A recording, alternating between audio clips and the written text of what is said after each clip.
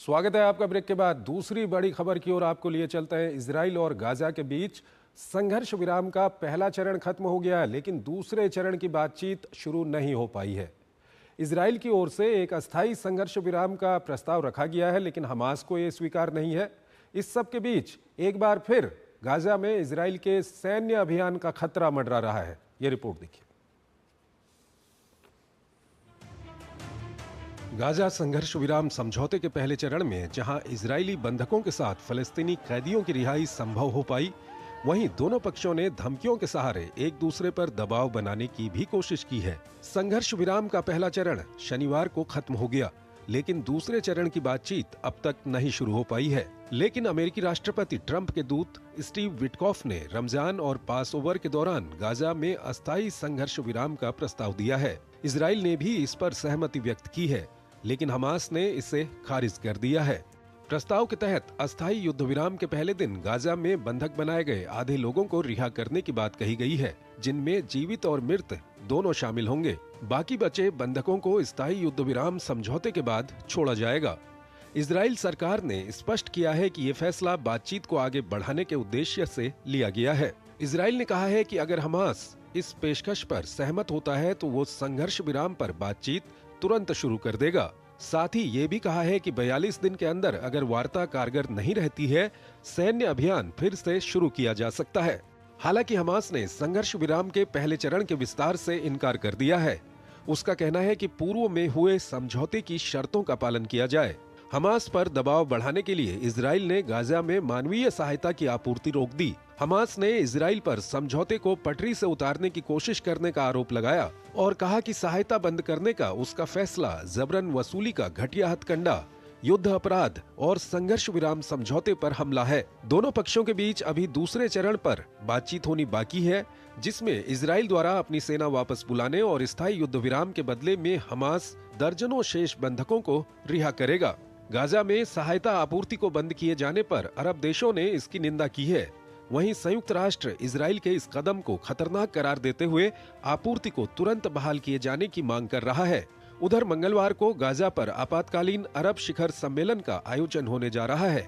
बैठक में गाजा के पुनर्निर्माण पर मिस्र द्वारा तैयार की गई योजना को पेश किए जाने की संभावना है। इस बीच इजराइल के शहर हाइफा में चाकूबाजी की घटना में एक व्यक्ति की मौत हो गई, जबकि 4 लोग घायल हो गए हैं। अनिल कुमार त्रिगुणायत हमारे साथ जुड़े हुए हैं, फॉर्मर सीनियर डिप्लोमेट हैं, विदेशी मामलों के जानकार हैं। अनिल जी, अगर ये पश्चिम एशिया का जो संकट है इजराइल और गाजा हमास के बीच का, उस संकट की अगर हम बात करें तो पहले चरण का जो युद्ध विराम का पहला चरण था वो खत्म हो गया है, दूसरे चरण की बातचीत शुरू नहीं हो पाई है। इस वक्त क्या कुछ स्थिति बनी हुई है और ये कितनी चिंताजनक है? देखिए, स्थिति तो चिंताजनक है। सब लोगों ने 19 जनवरी को जो सीज फायर का एग्रीमेंट हुआ था, जो 3 फेज में था, उसको सबने सराहा है, भारत ने भी कहा है। लेकिन हमेशा से सबको शक था कि जैसे पहले भी हमेशा एक गोल पोस्ट चेंज करते रहे दोनों साइड्स, वो इस बार भी होगा। तो वही दिख भी रहा है। देखिए, अब जो कितना भी कुछ हुआ, लेकिन उसके बाद में एक फर्स्ट फेज जो है पूरी हो गई और उसमें एक्सचेंजेस भी हुए हैं और दोनों प्रिजनर हॉस्टेजेस के आपूर्ति भी जा रही है, नीचे सब कुछ हो रहा है। लेकिन उसके बाद में जो नया एक प्लान बना वो ये कि विटकॉफ जो है, स्टीव विटकॉफ जो मिडिल ईस्ट एनवॉय हैं, उनका ये प्लान है कि जो इस वक्त रमजान का पीरियड चल रहा है और पास ओवर, तो तब तक के लिए इसको एक्सटेंड किया जाए पहले फेज को। तो हमास का मानना ये है कि भाई जब हमने एग्री किया है कि 3 फेज का होगा तो सेकंड फेज का डिस्कशन होना चाहिए। क्योंकि अगर वो सेकंड फेज का डिस्कशन नहीं होता है तो इसका मतलब ये है कि आप जो स्थिति बनी हुई है इस वक्त में, वो आगे से जो जो इसराइल को खाली करके जाना है या वहां पर किस तरह आगे बात बढ़ेगी, तो तीसरे फेज में जाकर के रिकंस्ट्रक्शन शुरू होना, तो वो सब सारी बातें जो है वह बढ़ ही नहीं सकती हैं। इसका मतलब है कि 42 दिन के लिए आपने और आगे इसी स्थिति को बढ़ा दिया और उसमें आप एक्सपेक्ट कर रहे हो कि दोनों तरफ से, एक तरफ से हमास जो है वो हॉस्टेजेस को छोड़े और दूसरी तरफ, तो इसीलिए ये बात अभी नहीं चल रही है, क्योंकि क्लैरिटी इस बात में बिल्कुल नहीं है। उनका मानना यह है कि कोई भी गारंटीज जो है, एक तरह से बात वही हो गई कि आगे सीज फायर की या डेवलपमेंट की, कंस्ट्रक्शन की कैसे आगे बात बढ़ेगी, इसको अगर आप एक्सटेंड करते तो ये तो उनका है। दूसरी तरफ रही इसराइल की बात, तो इसराइल का मानना है कि वो भी इनको एक्यूज करते हैं हमास को कि ये बार बार जो है फिर से अपने आप को बढ़ा रहे हैं, जितना टाइम उनको मिल रहा है उतने में खुद को स्ट्रेंथन कर रहे हैं। क्योंकि इसराइल की स्ट्रेटजी हर तरह से यही है, किसी तरह से हमास को इतना या तो खत्म कर दिया जाए पूरी तरह से, या बिल्कुल इस तरह से इनफेक्टिव कर दिया जाए। हम्म। तो वो एक सिचुएशन बनी हुई है, इसलिए खतरनाक है क्योंकि कभी भी इस तरह युद्ध छिड़ सकता है। और अगर दोनों तो कल पक्षों का जो है, रुख इसी तरह का रुख रहता है दोनों पक्षों का, तो क्या इजराइल एक बार फिर गाजा के अंदर में अपना सैन्य अभियान शुरू कर सकता है? हाँ देखिए, अगर युद्ध होता है तो इसराइल पूरी तरह ऑल आउट ही जाता है हर बार। ऐसा तो कभी नहीं हुआ है, क्योंकि अगर उनको अभी अपने अचीवमेंट ऑब्जेक्टिव करना है, जैसे मान लीजिए गाजा को पूरी तरह कंट्रोल में करना हो, हम्म। या उनको वहां पे जो हमास के लीडर बचे खुचे हैं उनको भी खत्म करना हो, या जो भी उनका ऑब्जेक्टिव रहा होगा, क्योंकि शांति और सुरक्षा तो हो नहीं सकती ना इसराइल की हो सकती है जब तक कि पैलेस्टाइन का इशू सॉल्व नहीं होता है। ये चाहे इस वक्त सीज फायर हो जाए, लेकिन पूरी तरह शांति स्थापित नहीं हो सकती है, क्योंकि मेन मुद्दा जो है उसके ऊपर तो बात ही नहीं कर रहा है कोई। इस वक्त खाली इंटरनल सीज फायर्स हो रही हैं, हम्म। एक्सचेंजेस हो रही, हॉस्टेजेस छोड़ दो, प्रिजनर एक्सचेंज कर दो, तो मेन मुद्दे के ऊपर तो कोई बात नहीं कर रहा है। तो ये एक समस्या जो है, जब तक उसको नहीं देखेंगे तब तक मैं समझता हूँ कि बार बार इस तरह की घटनाएं घटती रहेंगी और इनसिक्योरिटी बढ़ती रहेगी। अनिल जी, सबके बीच एक नया डेवलपमेंट ये हुआ है कि वहाँ पर अरब देशों की एक बैठक होने वाली है। जो ट्रम्प का रिवियरा प्लान था, उस प्लान का कोई विकल्प ढूंढने के लिए, तो उसमें कहा यह जा रहा है कि इजिप्ट का जो प्लान है उसको वहाँ पर रखा जाएगा। और इजिप्ट का प्लान अभी तक जो मीडिया में सामने आया है उसमें ये कहा जा रहा है कि हमास को बिल्कुल दरकिनार कर दिया जाएगा और वहाँ पर अरब देश और पश्चिमी देश मिलकर वहाँ पर अपना नियंत्रण करेंगे और उसके बाद आगे की कार्रवाई वहाँ पर होगी। तो इस तरह का अगर प्लान आता है तो क्या कुछ आप कहेंगे?